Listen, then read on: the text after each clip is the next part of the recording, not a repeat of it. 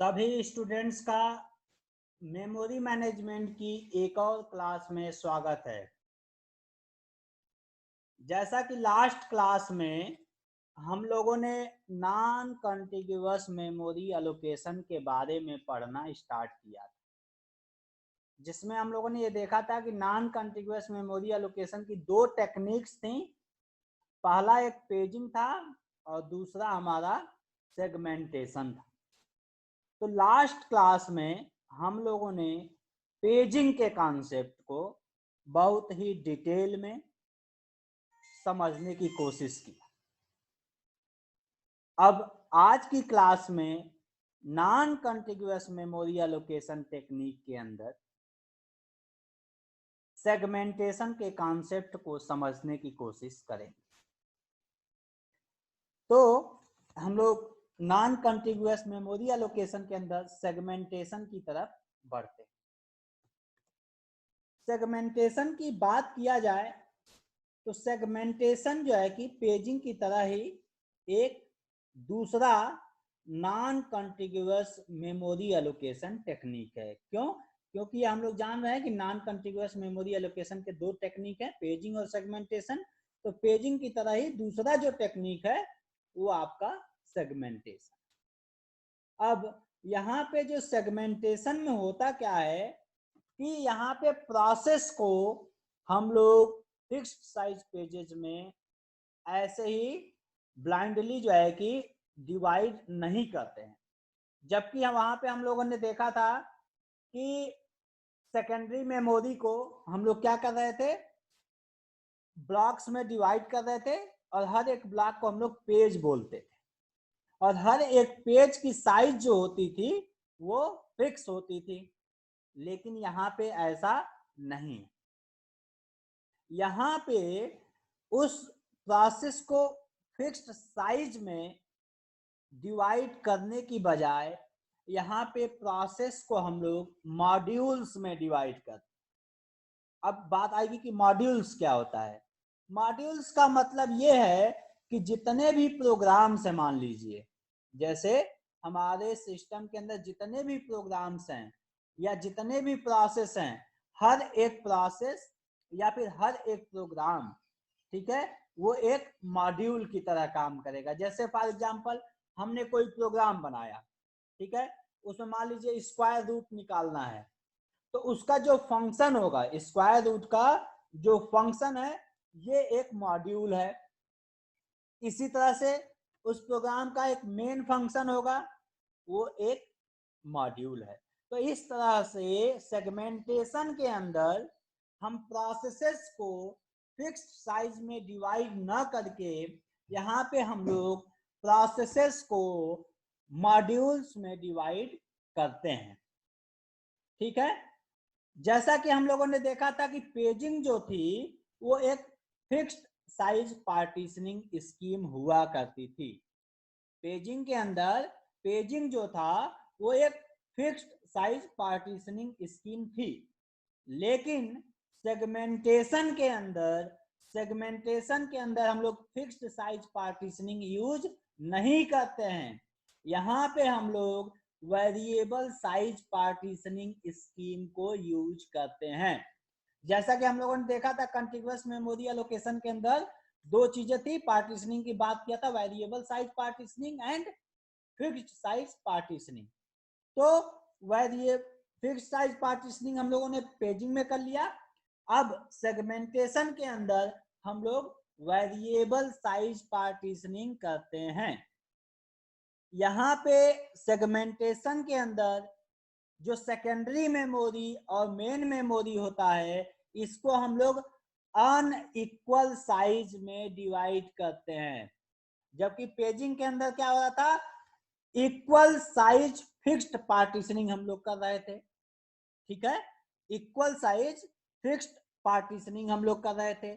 लेकिन सेगमेंटेशन के अंदर हम लोग एक तो वेरिएबल साइज पार्टीशनिंग करेंगे और दूसरा अनइक्वल साइज पार्टीशनिंग करेंगे, सेकेंडरी मेमोरी का भी और साथ ही साथ मेन मेमोरी का भी। ठीक है, अब जो हमारा साइज ऑफ पार्टीशन होगा कि हम किस बेस पे डिसाइड करेंगे कि जो पार्टीशनिंग हमें करना है वेरिएबल साइज का वो किस बेस पे करेंगे, तो वो डिपेंड करेगा कि हमारे प्रोसेस की साइज क्या है। जिस प्रोसेस को हम लोगों को पार्टीशन करना है या जो मॉड्यूल्स हम बना रहे हैं, मॉड्यूल्स में जो डिवाइड कर रहे हैं प्रोसेसेस को, उन मॉड्यूल्स का लेंथ क्या है, उस लेंथ के आधार पे हम पार्टीशंस की साइज डिसाइड करते हैं। ठीक है। और जो सेकेंडरी मेमोरी में जो हम पार्टीशंस करेंगे, हर एक पार्टीशंस यहाँ पे सेगमेंट कहलाएगा। जबकि पेजिंग के अंदर क्या हो रहा था, सेकेंडरी मेमोरी के अंदर जितने भी पार्टीशन हम लोग करते थे, हर एक पार्टीशन पेज कहलाता था। जबकि यहाँ पे जो हम variable size, unequal size, fixed unequal size, variable size partitioning कर रहे हैं, वहां पे जो भी सेकेंडरी मेमोरी के अंदर पार्टीशनिंग होगा उसको हम लोग सेगमेंट्स बोलते हैं। क्या बोलते हैं? सेगमेंट। सेकेंडरी मेमोरी के अंदर ध्यान रखिएगा, सेकेंडरी मेमोरी के अंदर जो भी हम पार्टीशंस करेंगे उन हर एक पार्टीशंस को यहाँ पे सेगमेंट कहा जाएगा। जैसे एक एग्जांपल यहाँ पे दिया गया है कि ये मान लीजिए सेकेंडरी मेमोरी है, इसके अंदर एक मॉड्यूल है मान लीजिए सब रूटीन नाम का, एक दूसरा मॉड्यूल है स्टैक नाम का, एक तीसरा मॉड्यूल है सिंबल टेबल नाम का, एक चौथा मॉड्यूल है SQRT नाम का, और एक पांचवा मॉड्यूल है जिसका नाम है मेन प्रोग्राम। अब यहाँ पे जितने भी ये मॉड्यूल्स हैं जिसको हम लोगों ने क्या किया है, पार्टीशनिंग किया है सेकेंडरी मेमोरी में मॉड्यूल्स में, इसमें हर एक मॉड्यूल सेगमेंट कहलाएगा। यानी कि सब रूटीन हमारा एक सेगमेंट है, स्टैक एक दूसरा सेगमेंट है, सिंबल टेबल एक दूसरा सेगमेंट है, SQRT सीता से एक अलग सेगमेंट है, मेन प्रोग्राम एक अलग सेगमेंट है। यहाँ पे ध्यान देने वाली क्या बात है कि ये जितने भी सेगमेंट हैं, ये तो पहली चीज अनइक्वल साइज के हैं नंबर 1, और वेरिएबल साइज पार्टीशनिंग हम लोगों ने किया है। अब आइए, ये तो हो गया सेगमेंटेशन, होता क्या है बेसिकली, सेगमेंट्स क्या कहलाता है और कैसे ये हम लोग इसमें काम करते हैं।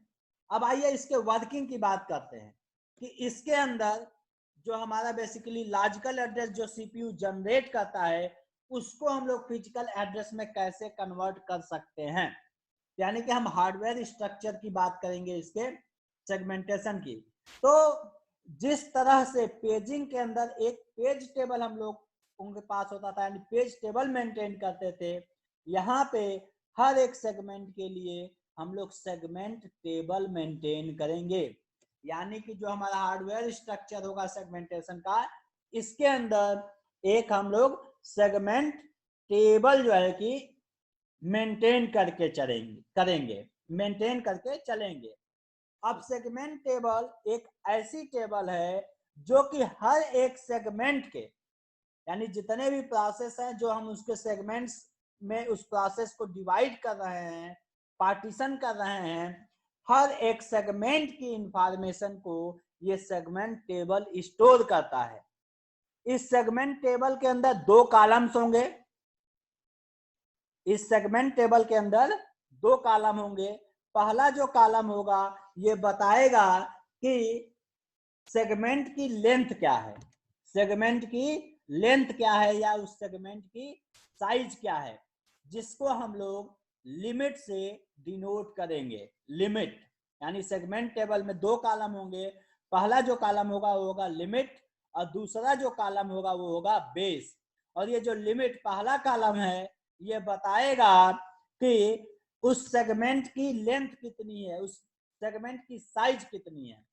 जबकि जो दूसरा कॉलम बेस है ये बताएगा कि बेस एड्रेस, यानी कि जो लॉजिकल एड्रेस जिस सेगमेंट के लिए जनरेट किया गया है फिजिकल मेमोरी के अंदर, उसका बेस एड्रेस या फिर स्टार्टिंग एड्रेस, यानी कि मेन मेमोरी के अंदर उसका स्टार्टिंग एड्रेस क्या होगा, उसका स्टार्टिंग एड्रेस क्या होगा। चलिए, तो ये तो हो गया सेगमेंट टेबल की बात। अब देखिए ये काम कैसे करता है, इसके बारे में बात कर लेते हैं। अब ये तो हम लोग जान गए हैं पेजिंग में भी या इसके पहले भी कि सीपीयू द्वारा जो है कि एक लॉजिकल एड्रेस जनरेट किया जाता है जिसके दो पार्ट होते हैं। जब भी सीपीयू लॉजिकल एड्रेस जनरेट करता है उसके दो पार्ट होते हैं। पहला पार्ट होता है क्या कहते हैं कि वहां पे पेज नंबर हो रहा था, यहाँ पे सेगमेंट नंबर की बात होगी, यानी कि पेजिंग में पेज नंबर और पेज ऑफसेट की बात हो रहा था। यहाँ पे पहला जो पार्ट होगा उसका सेगमेंट नंबर होगा जिसको एस से डिनोट करेंगे, और दूसरा जो पार्ट होगा वो सेगमेंट ऑफसेट होगा जिसको हम लोग डी से डिनोट करेंगे। ठीक है, तो यहाँ पे सीपीयू ने एक लॉजिकल एड्रेस जनरेट करता है हमेशा, और उस लॉजिकल एड्रेस को यूज करके हम लोग मेन मेमोरी के अंदर फिजिकल एड्रेस पता लगाने की कोशिश करते हैं। यही होता था पेजिंग में भी, यही होता था, यही चीज सेगमेंटेशन में भी होगा। लेकिन पेजिंग से हटके यहाँ पे सेगमेंटेशन में जो प्रक्रिया है वो थोड़ी सी चेंज हो गई है, उसी प्रोसेस को हम लोगों को ध्यान देना है। तो आइए कैसे कैसे हम लोग काम करेंगे कि जब भी इस पहला स्टेप क्या होगा, सबसे पहला स्टेप होगा कि जब भी कोई सीपीयू लॉजिकल एड्रेस जनरेट करेगा तो उसके दो पार्ट होंगे। पहला पार्ट होगा सेगमेंट नंबर और दूसरा पार्ट होगा सेगमेंट ऑफसेट। जैसे पेजिंग के अंदर पेज नंबर और पेज ऑफसेट होता था, इसी तरह से सेगमेंटेशन के अंदर सेगमेंट नंबर और सेगमेंट ऑफसेट होगा। ठीक है, तो जो सेगमेंट नंबर होगा ये बताएगा कि किस स्पेसिफिक सेगमेंट के लिए, किस स्पेसिफिक सेगमेंट के अंदर जो हमारा सीपीयू है वो मेन मेमोरी के अंदर डेटा को एक्सेस करना चाह रहा है या डेटा को रीड करना चाह रहा है। जबकि जो सेगमेंट ऑफसेट होगा ये हमें बताएगा कि एग्जैक्टली किस लोकेशन पे, यानी कि हमें सेगमेंट नंबर पता चल गया, यानी उसका हमें बेस एड्रेस पता चल जाएगा सेगमेंट टेबल की सहायता से, और फिर उस हम सेगमेंट के अंदर पहुंच जाएंगे, और सेगमेंट पे पहुंचने के बाद उसके अंदर उस सेगमेंट के अंदर कौन से नंबर पे, यानी किस नंबर पे वो इंस्ट्रक्शन या स्पेसिफिक वर्ड या वो जो स्पेसिफिक इंस्ट्रक्शंस को एक्सेस करना चाहता है उसको हम लोग स्पेसिफाई करते हैं सेगमेंट ऑफसेट के द्वारा। तो ये था सबसे पहला स्टेप। अब दूसरे स्टेप में आते हैं। जो ही हमारा लॉजिकल एड्रेस जनरेट होगा तो जब जो सेगमेंट नंबर होगा, जो जनरेटेड हमारा सेगमेंट नंबर है, ठीक है, उसको हम लोग क्या कर लेंगे, जो हमारा सेगमेंट टेबल है, तो सेगमेंट टेबल में बेसिकली दो कॉलम है, एक तो हमारा बेस लिमिट है और दूसरा बेस बेस है।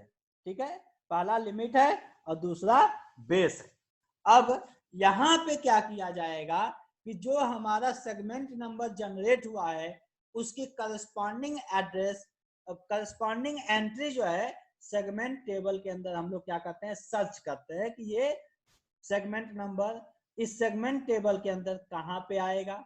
उसके बाद जो सेगमेंट ऑफसेट है उसको हम लोग लिमिट से क्या करेंगे, कंपेयर करेंगे। जो सेगमेंट ऑफसेट जनरेट किया गया उसको हम लोग क्या करेंगे, लिमिट से कंपेयर करेंगे। क्यों? क्योंकि लिमिट हमारा उस सेगमेंट का साइज बताता है, उस सेगमेंट का रेंज बताता है। अब जब भी कंपैरिजन होगी, जब हम सेगमेंट ऑफसेट को लिमिट के साथ कंपेयर करेंगे तो दो केस सामने आएगा। पहला केस तो ये आ सकता है कि जो सेगमेंट ऑफसेट है वो greater than or equal to limit है, पहली चीज, या फिर जो सेगमेंट ऑफसेट है वो लिमिट से क्या है, छोटा है। पहली कंडीशन तो ये आ सकती है कि सेगमेंट ऑफसेट लिमिट से बड़ा होगा या बराबर होगा, और दूसरी कंडीशन आ सकती है कि जो सेगमेंट ऑफसेट है वो लिमिट से छोटा है। तो अब इसके बेस पे क्या हम डिसाइड करेंगे वो देखते हैं। अब आते हैं, जो हमारा सेगमेंट ऑफसेट है यदि वो बड़ा होगा लिमिट से, तो यहाँ पे ट्रैप जनरेट हो जाएगा, एक एरर जनरेट हो जाएगा।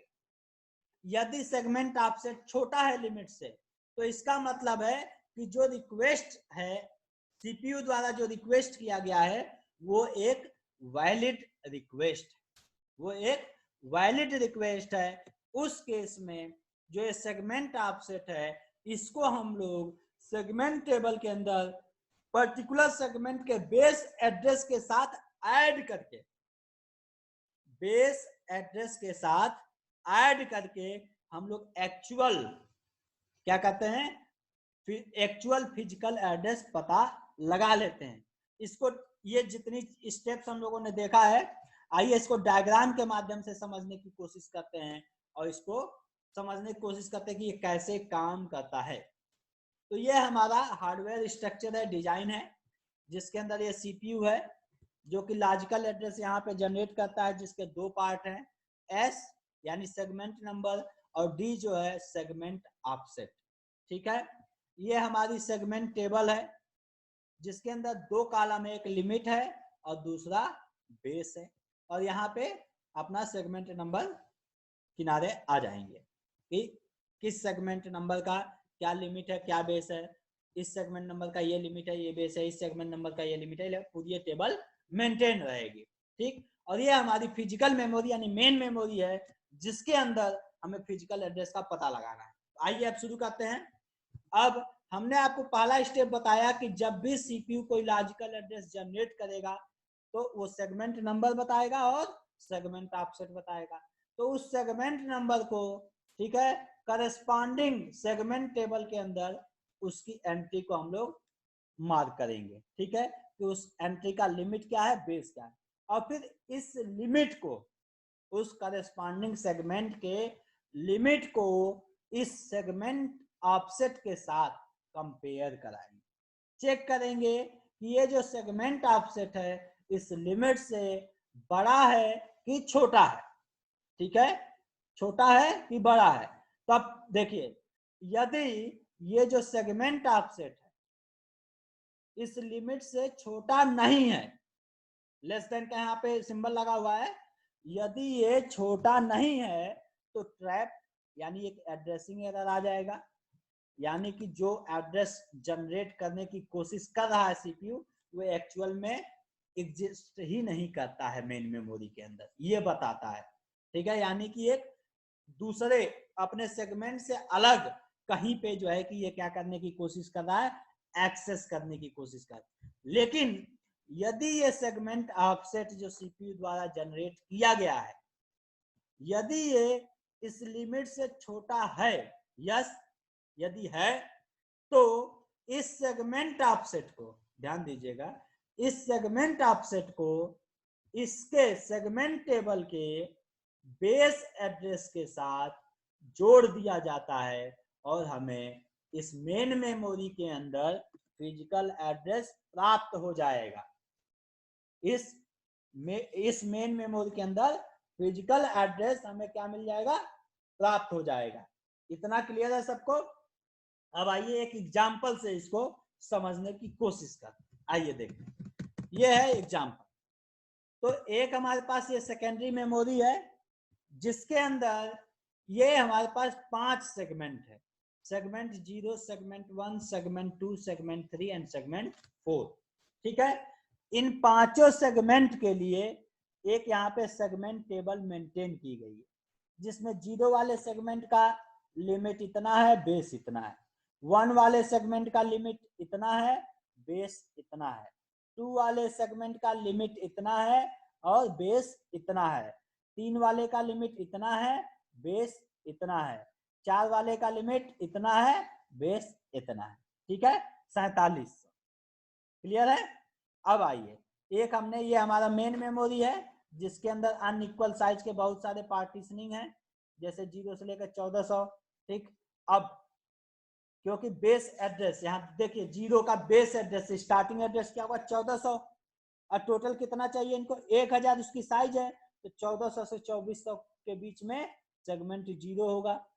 इसी तरह से एड्रेस 1 की बात करें तो बेस एड्रेस क्या है, 6300, यानी 6300 कहाँ स्टार्ट हो रहा है, यहाँ पे। ठीक, और कितना, 400 साइज, यानी 6300 में 400 जोड़ देंगे तो उसका लास्ट एड्रेस मिल जाएगा 6700, यानी इसके बीच में सेगमेंट 1। इसी तरह से सेगमेंट 2, सेगमेंट 3 एंड सेगमेंट 4 की लोकेशन हम लोग पता लगा लेते हैं। ये तो हो गया पूरे सेगमेंट का बेस, स्टार्टिंग एड्रेस और आखिरी एड्रेस मिल गया। अब उस पर्टिकुलर सेगमेंट के अंदर किसी इंस्ट्रक्शंस को, किसी लाइन को यदि हमें एक्सेस करना हो तो वो हम कैसे पता लगाएंगे? तो यहाँ पे हम लोग ऊपर वाले डायग्राम में के माध्यम से हम लोग पता लगा लेंगे कि सीपीयू ने ऑफसेट क्या जनरेट किया है किस सेगमेंट के लिए। क्लियर है? आइए इसको एक एग्जांपल से यहाँ पे समझने की कोशिश करते हैं। जैसे यहाँ पे देखिए, ये वही डायग्राम है जो अभी मैंने आपको समझाया है। पहला क्वेश्चन जो है यहाँ पे देखिए, पहला एक क्वेश्चन है ये कि सेगमेंट 2 सीपीयू ने एक दूसरे सेगमेंट के लिए, यानी कि सेगमेंट 2 के लिए एक रेफरेंस जनरेट किया 53 का, यानी कि ये है पेज ऑफसेट। ध्यान दीजिएगा, ये क्या है? Segment offset. सेगमेंट नंबर क्या हो गया? 2। ध्यान दीजिएगा, ये हो गया सेगमेंट नंबर 2 और सेगमेंट ऑफसेट, यानी एस की वैल्यू यहाँ पे 2 हो गई और डी की वैल्यू 53 हो गई। अब आते हैं, तो अब सबसे पहला काम क्या करता है? ये segment number particular segment table के अंदर, यानी कि ये जो सेगमेंट टेबल नंबर कौन सा है? 2 है, ठीक। इसका लिमिट क्या है? 400। इसका लिमिट क्या है? 400। और इसका बेस एड्रेस कितना है? 4300। ठीक। अब ये जो लिमिट है 400, इसके साथ कंपेयर कर देंगे 53 के साथ, ठीक है। यानी कि ये जो 53 है इसको हमने कंपेयर किया कि ये लेस देन लिमिट, लिमिट कितनी है? 400। ये सेटिस्फाई करता है कि नहीं करता है? तो आपको दिख रहा होगा 53 ऑब्वियस सी बात है, इससे छोटा है इस लिमिट से, then this is the valid request. अब हमें क्या करना है? एक्चुअल एड्रेस पता लगाना है। तो एक्चुअल एड्रेस पता लगाने के लिए क्या करते थे? ये जो बेस एड्रेस है 4300, ये जो बेस एड्रेस है हमारा 4300, इसमें सेगमेंट ऑफसेट को हम क्या कर देते थे? ऐड कर देते थे, यानी कि 53 ऐड कर देंगे तो ये 4353, 4353 ये हमारा क्या मिल जाएगा? फिजिकल एड्रेस मिल जाएगा। 4353 एक हमारा फिजिकल एड्रेस मिल जाएगा। ये क्लियर हो गया सबको? इसी तरह से एक एग्जांपल और लेते हैं, चलिए इसको हटा देते हैं हम लोग पहले।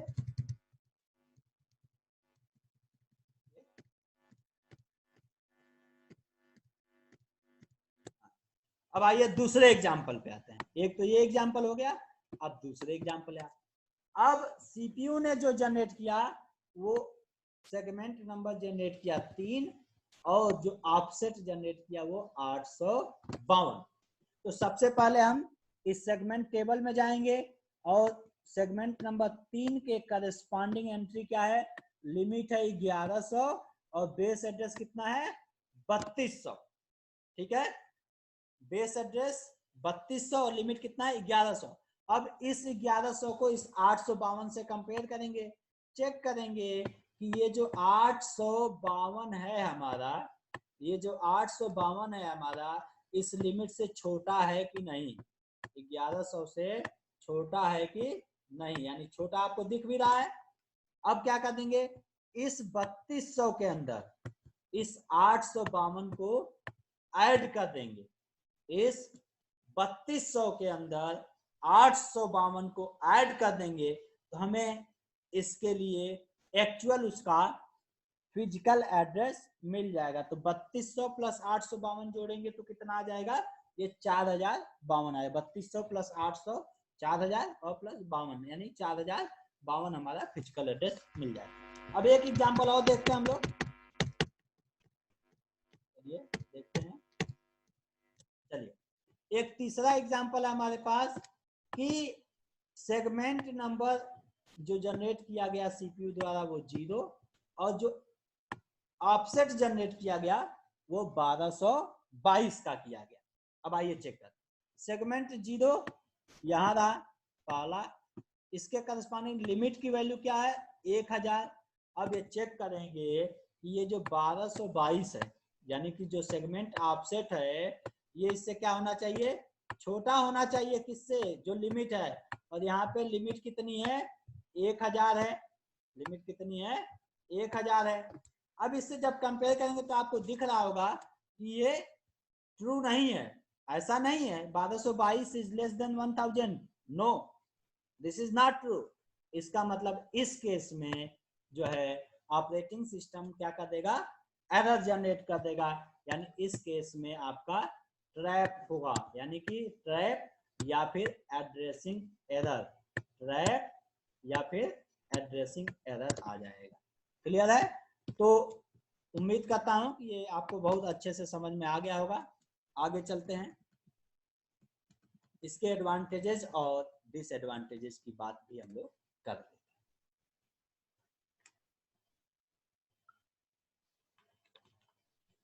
अब पहला जो एडवांटेज है इसका कि ये क्या करता है, प्रोग्राम्स को मॉड्यूल्स में डिवाइड करता है। तो मॉड्यूल्स बेसिकली एक बेटर विजुअलाइजेशन प्रोवाइड करते हैं, एक बेटर विजुअलाइजेशन हमें प्रोवाइड करते हैं। जबकि जो सेगमेंट टेबल है, दूसरा एडवांटेज क्या है, जो सेगमेंट टेबल है पेज टेबल के कंपैरिजन में बहुत ही कम स्पेस ऑक्युपाई करता है। दूसरा, पेज टेबल पेजिंग में हम लोग यूज कर रहे थे, जबकि सेगमेंटेशन के अंदर सेगमेंट टेबल हम लोग यूज कर रहे हैं। ठीक है, तो जो सेगमेंट टेबल होता है ये पेज टेबल के कंपैरिजन में बहुत ही कम स्पेस ऑक्युपाई करता है। साथ ही साथ जैसा कि हम लोग देख रहे थे कि पेजिंग के अंदर एक्सटर्नल फ्रेगमेंटेशन तो बिल्कुल खत्म हो जा रहा था, लेकिन कहीं कहीं पे इंटरनल फ्रेगमेंटेशन अकर हो रहा था, कहीं कहीं पे इंटरनल फ्रेगमेंटेशन अकर हो रहा था।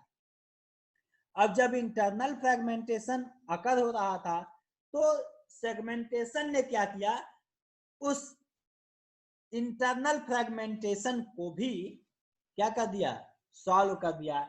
यहाँ पे आके इंटरनल एक्सटर्नल फ्रेगमेंटेशन तो दूर हुआ ही हुआ, साथ ही साथ इंटरनल फ्रेगमेंटेशन भी हमारा क्या हो गया, दूर हो गया। क्यों? क्योंकि हमने यूज किया वेरिएबल साइज पार्टीशनिंग।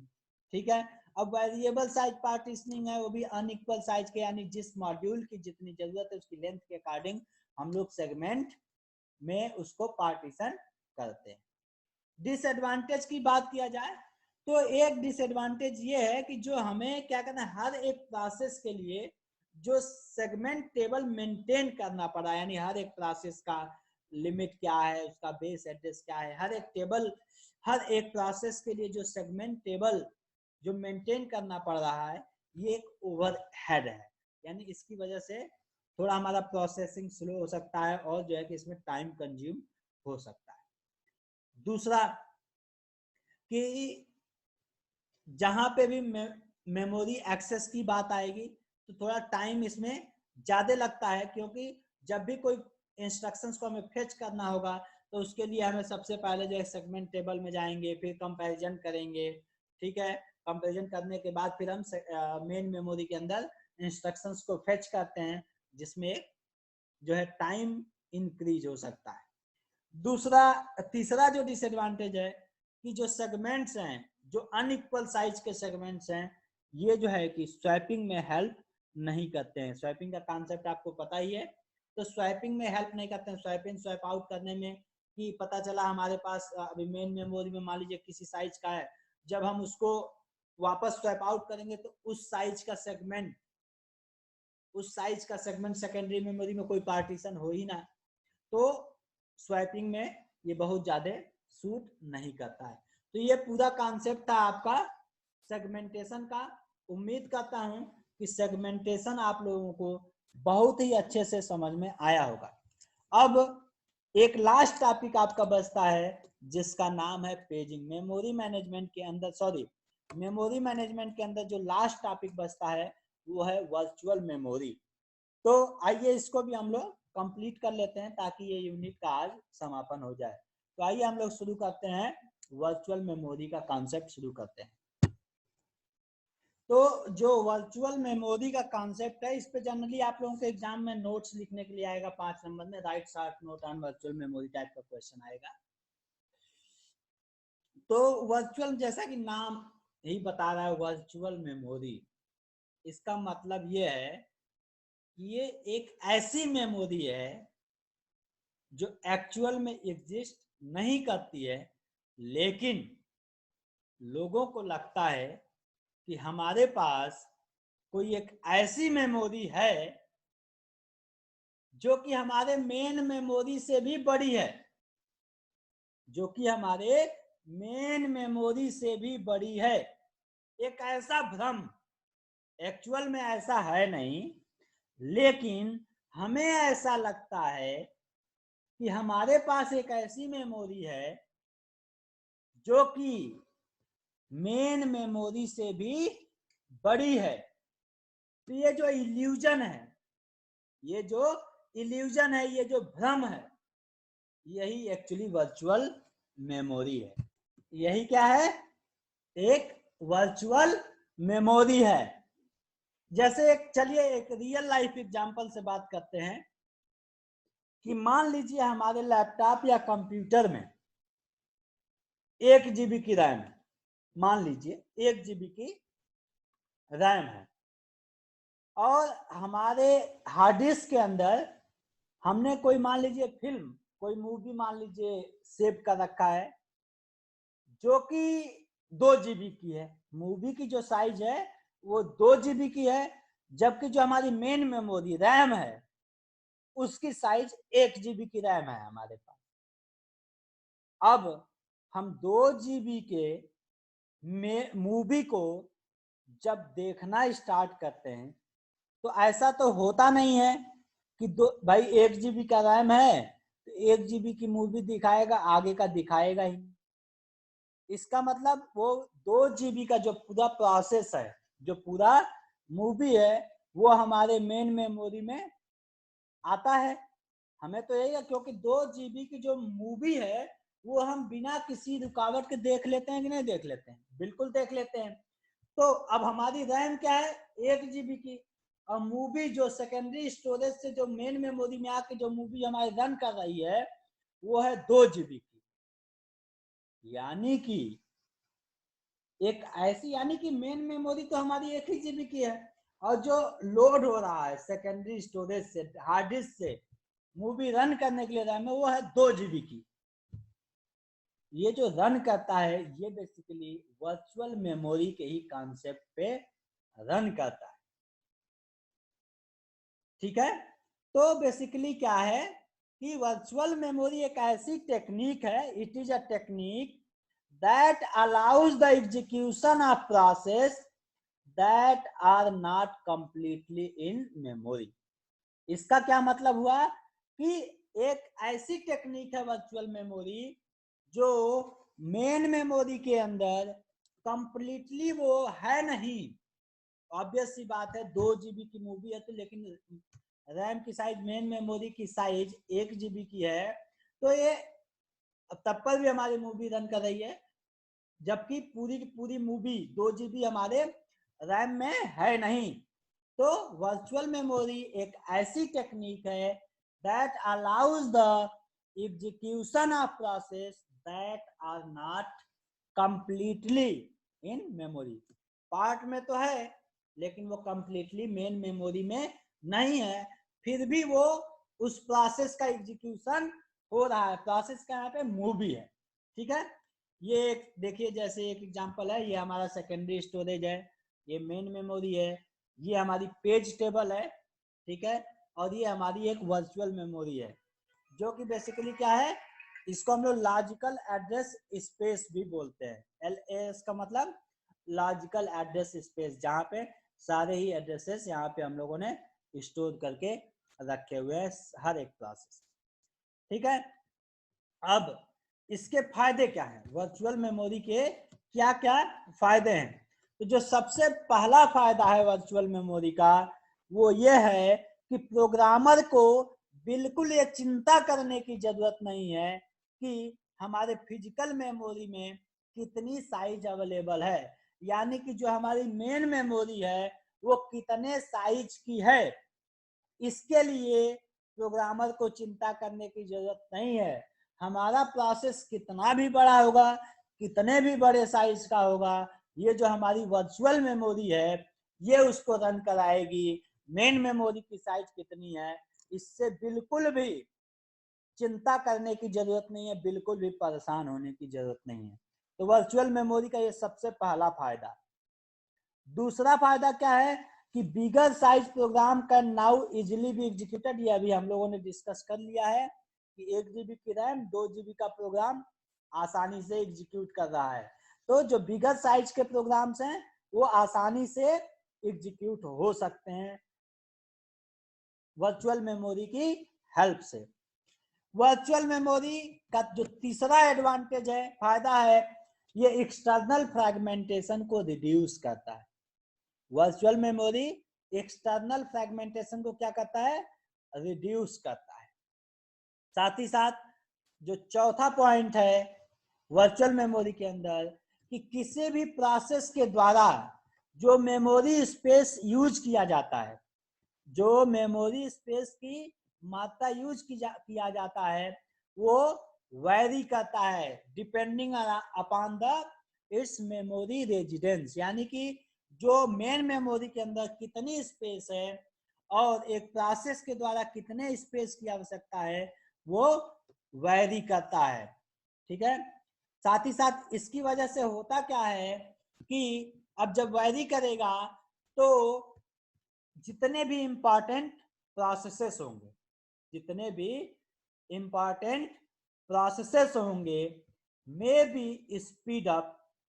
ठीक है, उसकी वजह से जितने इंपॉर्टेंट प्रोसेस होंगे वो तेजी से एग्जीक्यूट करेंगे by allotting them more real memory. यानी कि मान लीजिए हमारे पास कुछ इंपॉर्टेंट टास्क है, उसको हमने मेन मेमोरी को अलोकेट कर दिया।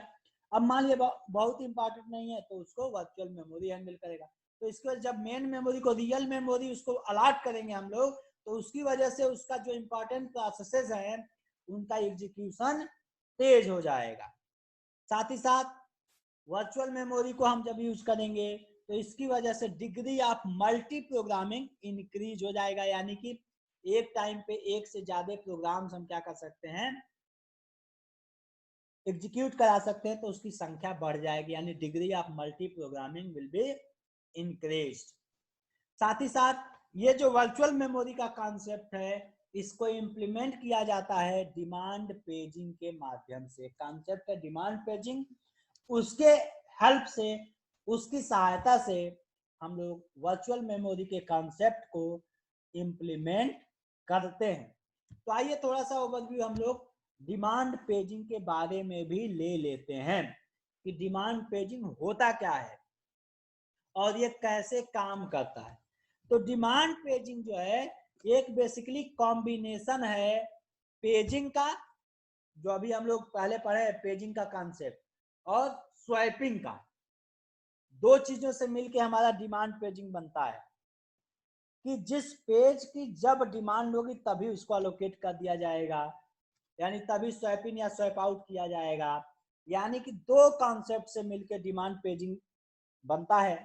पहला तो एक पेजिंग का कॉन्सेप्ट जो अभी नॉन कंटिन्यूअस मेमोरी एलोकेशन के अंदर पढ़े, और दूसरा स्वैपिंग का कॉन्सेप्ट जो एकदम पहले लेक्चर दूसरे लेक्चर के अंदर हम लोग स्वैपिंग के कॉन्सेप्ट को different configurations of memory management पढ़े थे, जिसमें पहला कॉन्फ़िगरेशन था बेयर मशीन रेजिडेंट मॉनिटर और तीसरा कॉन्सेप्ट था स्वैपिंग। तो स्वैपिंग और पेजिंग का कॉम्बिनेशन है डिमांड पेजिंग, जिसके अंदर एक लेजी स्वैपर नाम का डिवाइस यूज किया जाता है जो कि स्वैपिंग के लिए यूज करते हैं हम लोग, यानी कि प्रोसेस को स्वैप इन और स्वैप आउट के लिए, यानी स्वैपिंग के लिए हम लोग यहाँ पे लेजी स्वैपर का यूज करते हैं। साथ ही साथ जिस भी पेज की आवश्यकता होगी मेमोरी में लाने की, जब उसकी डिमांड आएगी, जब उसकी जरूरत होगी, तभी उस पेज को हम लोग क्या करेंगे, मेन मेमोरी के अंदर स्वैप इन करेंगे। साथ ही साथ डिमांड पेजिंग के अंदर एक हमारा पेज मैप टेबल होता है, जो कि उन पेजेस की एंट्री पेज टेबल के अंदर, ये आपको पता ही है कि क्या क्या होता है पेज टेबल के अंदर, पेज नंबर, साथ ही साथ फ्रेम्स, कौन कौन से फ्रेम्स जो है कि उसके पेज टेबल के अंदर हम लोग, इसके साथ ही साथ हम लोग एक इनवैलिड और वैलिड बिट ऐड करते हैं, जैसा कि हम लोगों ने देखा था प्रोटेक्शंस पेजिंग के अंदर जब प्रोटेक्शंस पढ़ रहे थे। ठीक है, इसके साथ ही साथ जो ये पेज मैप टेबल है, एक एक्स्ट्रा बिट ऐड करता है जिसको हम लोग बोलते हैं इंटरप्ट बिट। देखिए, यानी कि डिमांड पेजिंग के अंदर जो पेज मैप टेबल है, उसके अंदर will have the entries of those pages which are in main memory, यानी कि उनके फ्रेम्स की एंट्री करेगा।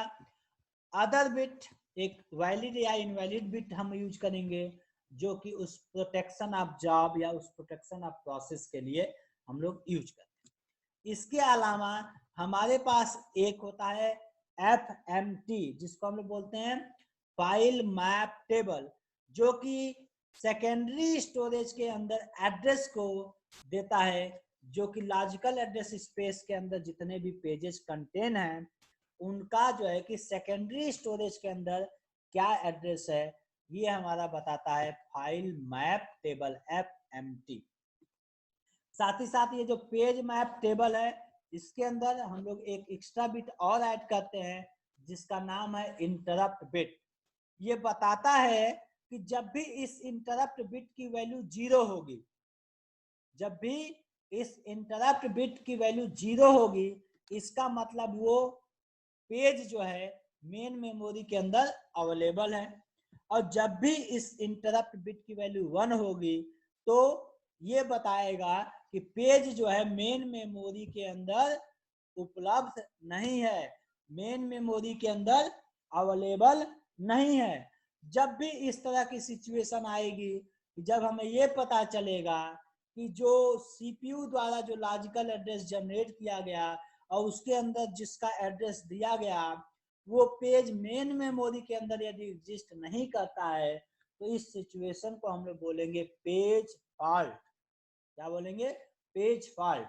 तो पेज फॉल्ट का जब भी कोई पूछे, मान लीजिए वाइवा वगैरह में, तो आप यही बताएंगे कि पेज फॉल्ट क्या होता है, कि जो हमारा पेज वर्चुअल मेमोरी के अंदर, सॉरी डिमांड पेजिंग के अंदर जो हम पेज मैप टेबल यूज करते हैं, उसके अंदर जो इंटरप्ट बिट होता है, इंटरप्ट बिट की वैल्यू जब 1 होगी, और ये बताएगा कि वो हमारा करस्पॉन्डिंग जो पेज है वो मेन मेमोरी के अंदर उपलब्ध नहीं है, इसका मतलब ये चीज पेज फॉल्ट कही जाएगी। क्लियर है? अब इसके साथ ही साथ जब भी हमें मेन मेमोरी के अंदर वो पेज नहीं मिलेगा, उसके बाद जो ऑपरेटिंग सिस्टम इस फाइल मैप टेबल के पास जाएगा और उस पेज का एड्रेस उसको मिल जाएगा, और साथ ही साथ इस सेकेंडरी स्टोरेज से उस पेज का एड्रेस मिल जाएगा, और उस पेज को मेन मेमोरी के अंदर क्या कर देगा, लोड कर देगा, ताकि नेक्स्ट टाइम में पेज फॉल्ट की प्रॉब्लम अकर ना हो। ठीक, इसके साथ ही साथ एक सिचुएशन ये भी हो सकती है कि जो हमारे फ्रेम्स हैं, जो हमारे मेन मेमोरी के अंदर फ्रेम्स हैं, पेजिंग के अंदर बेसिकली एक तो सेकेंडरी स्टोरेज के अंदर पेज होता था, और मेन मेमोरी के अंदर जो पार्टीशन उसको फ्रेम बोलते थे। तो ऐसा हो सकता है कि जो फ्रेम है वो फ्री नहीं है, वो फ्री नहीं है, उस फ्रेम का ऑलरेडी एग्जीक्यूशन चल रहा है। तो उस केस के अंदर एक फ्रेम को हमें किसी ना किसी फ्रेम को क्या करना पड़ेगा, हटाना पड़ेगा। जब भी भाई यहाँ से सेकेंडरी स्टोरेज कोई पेज देगा, और इस पेज को जब हम मेन मेमोरी में लोड करना चाहेंगे, उस लोड करते समय इस मेन मेमोरी के अंदर मान लीजिए कोई फ्रेम खाली ना हो, ठीक है, कोई फ्रेम खाली ना हो, तो जब कोई फ्रेम इस मेन मेमोरी के अंदर खाली नहीं होगा, तो हमें किसी ना किसी फ्रेम को खाली करना पड़ेगा। मान लीजिए जो कम इंपॉर्टेंट है, या जो भी क्राइटेरिया हम लगा सकते हैं, कुछ भी बहुत सारे, तो उस किसी न किसी मेथड के माध्यम से उस फ्रेम को खाली करके हमें उस पेज को क्या करना पड़ेगा, लोड करना पड़ेगा मेन मेमोरी को। अब बात आती है कि ये जो फ्रेम खाली नहीं है मेन मेमोरी के अंदर, उसको फ्री करने के लिए हमारे पास पेज रिप्लेसमेंट एल्गोरिथम्स होती हैं, जिसका यूज करके हम लोग क्या करते हैं, उस फ्रेम को किसी एक फ्रेम को उसको हम लोग फ्री करते हैं, स्वैप आउट करते हैं, और जो सेकेंडरी स्टोरेज द्वारा पेज दिया गया है उसको मेन मेमोरी के अंदर लोड करते हैं। तो ये कॉन्सेप्ट था आपका डिमांड पेजिंग। तो इस पर नोट्स लिखने के लिए आएगा, तो आप बकायदा बता सकते हैं कि क्या होता है वर्चुअल मेमोरी, उसके एडवांटेजेस क्या हैं और इसको इम्प्लीमेंट कैसे किया जाता है, तो डिमांड पेजिंग का कॉन्सेप्ट क्या है, इतना आप पूरे 5 नंबर में कवर कर सकते हैं। तो इसी के साथ ये मेमोरी मैनेजमेंट की यूनिट भी खत्म होती है। उम्मीद करता हूं टोटल 5 लेक्चर्स में ये पूरी यूनिट कवर हुई है। उम्मीद करता हूं कि हर एक लेक्चर आपको बहुत ही अच्छे से समझ में आएगा।